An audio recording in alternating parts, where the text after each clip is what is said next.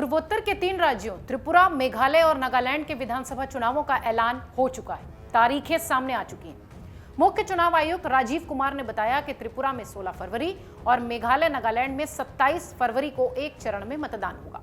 तीनों ही राज्यों में चुनाव के नतीजों की घोषणा 2 मार्च को की जाएगी।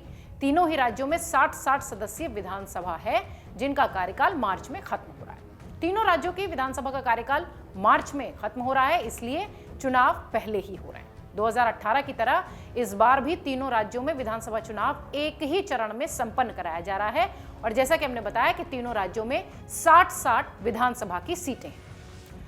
नागालैंड विधानसभा का कार्यकाल 12 मार्च, मेघालय विधानसभा का 15 मार्च और त्रिपुरा विधानसभा का कार्यकाल 22 मार्च को खत्म हो रहा है। त्रिपुरा में इस वक्त भाजपा की सरकार है।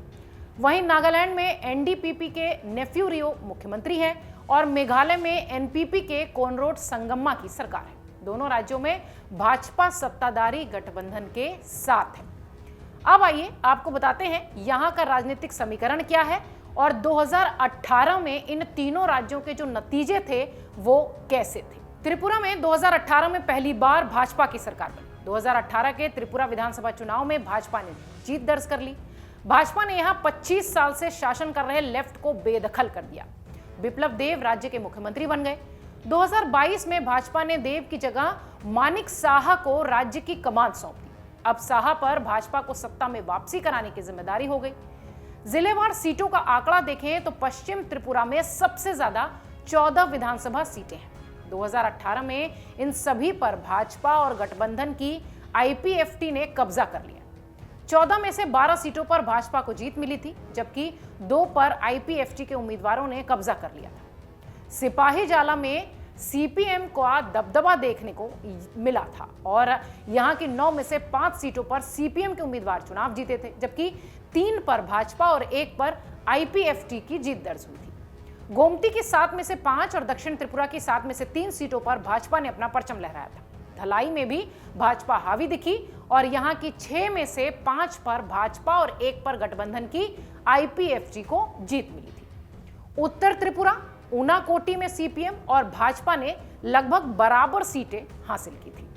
हालांकि बीते कुछ महीनों से राज्य में सियासी उथल-पुथल देखने मिल रही है। खबरें हम लगातार आपको दिखा रहे हैं। एक तरफ भाजपा ने 2018 में जीत दिलाने वाले बिप्लब देव को हटाकर मानिक साहा को मुख्यमंत्री बना दिया, तो वहीं कई नेता पार्टी से अलग होते दिखाई पड़े।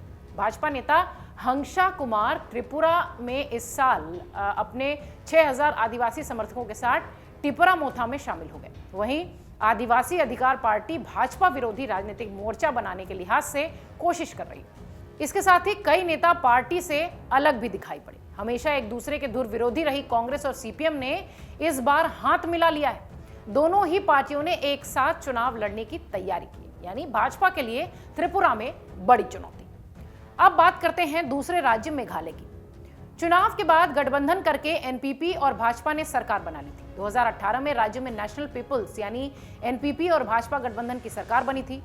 कांग्रेस सबसे बड़ी पार्टी के रूप में उभरी थी। हालांकि बहुमत के आंकड़े से दूर जरूर रह गई थी, लेकिन चुनाव में अलग अलग लड़े एनपीपी और भाजपा ने गठबंधन कर लिया। एनपीपी के कोनराड संगम्मा मुख्यमंत्री बन गए। यहां भी चुनाव से पहले राजनीतिक उथल-पुथल देखने मिली। यहां तक कि गठबंधन सरकार चला रही थी और एनपीपी और भाजपा के बीच की दरारें यहां दिखाई पड़ रही थी। हाल ही में 2 विधायक एनपीपी से इस्तीफा देकर भाजपा में शामिल हो गए। कहा यह जाने लगा कि 2018 की तरह इस बार भी दोनों दल अलग अलग चुनाव लड़ते दिखाई पड़ेंगे। भाजपा ने नए सिरे से मेघालय में संगठन खड़ा कर दिया। दूसरी पार्टियों के कई नेताओं को पार्टी में शामिल करा दिया गया। ये तो मेघालय की स्थिति है, लेकिन फिलहाल यहां पर भाजपा के गठबंधन से ही सरकार बनी हुई है। अब त्रिपुरा मेघालय के बाद एक बहुत बड़ा इलाका बचता है नागालैंड का, जहां पर भी राजनीतिक उथल-पुथल देखने मिलती है। यहां पर विपक्ष बचा ही नहीं। ये कहना अतिशयोक्ति नहीं है, क्योंकि नागालैंड में वाकई में विपक्ष नहीं। सभी ने मिलकर यहां सरकार बना ली। 2018 के विधानसभा चुनाव में 2018 के विधानसभा चुनाव से पहले सत्ताधारी नगा पीपुल्स फ्रंट यानी एनपीएफ में 2 फाड़ हो गई, 2 टुकड़ों में ये बट गई। बागियों ने नेशनलिस्ट डेमोक्रेटिक प्रोग्रेसिव पार्टी यानी एनडीपीपी बना ली और पार्टी के बड़े नेता और राज्य के मुख्यमंत्री रहे नेफ्यू रियो बागी गुट के साथ चले गए। चुनाव से पहले एनपीएफ ने भाजपा से गठबंधन तोड़ लिया। भाजपा और एनडीपीपी ने मिलकर चुनाव लड़ लिया। एनडीपीपी को 17 तो भाजपा को 12 सीटों पर जीत मिली और गठबंधन सत्ता में आया और नेफ्यू रियो मुख्यमंत्री बन गए। नेफ्यू रियो के सीएम बनने के बाद 27 सीट जीतने वाली एनपीएफ के ज्यादातर विधायक एनडीपीपी में शामिल हो गए। इससे एनडीपीपी के विधायकों का आंकड़ा 42 पहुंच गया और वहीं एनपीएफ में बचे सिर्फ 4 विधायक। बाद में एनपीएफ ने भी सत्ताधारी गठबंधन के साथ समर्थन दे दिया और मौजूदा समय में राज्य विधानसभा की सभी 60 विधायक सत्ता पक्ष में शामिल है, यानी विपक्ष नाम का कोई चेहरा यहां पर नहीं है। अब ये कहें तो इस बार यहां सीट बंटवारे में विवाद हो सकता है। भारतीय जनता पार्टी अभी ज्यादा सीटों की डिमांड कर रही है। यही कारण है कि चुनाव से पहले गठबंधन में दरार पड़ सकती है। कुछ दिन पहले ही गृह मंत्री अमित शाह ने नागालैंड का दौरा किया था। इसके बाद एनपीएफ के नेता कुझोलोजो नियोउ का यह बयान आया था कि गृह मंत्री अमित शाह नागालैंड चुनाव में भाजपा के लिए ज्यादा सीटें मांग रहे हैं। कुझोलोजो नियोउ ने एक मीडिया हाउस को दिए इंटरव्यू में कहा कि एनपीएफ नागालैंड की सबसे पुरानी पार्टी है और अकेले दम पर चुनाव लड़ने में सक्षम है। यानी यहां पर ये जो राजनीतिक मतभेद है ये देखने मिल रहा है चुनाव की तारीखों का ऐलान होने के बाद भी। शाह से पहले भाजपा के अध्यक्ष जेपी नड्डा ने भी सितंबर में नागालैंड का दौरा किया था और इस दौरान उन्होंने एनडीपीपी के साथ 20-40 के रेशियो पर वोट शेयर कर चुनावी मैदान में उतरने की बात कही थी। मतलब भाजपा 20 और एनडीपीपी 40 सीटों पर चुनाव लड़ने का प्रस्ताव रखेगी।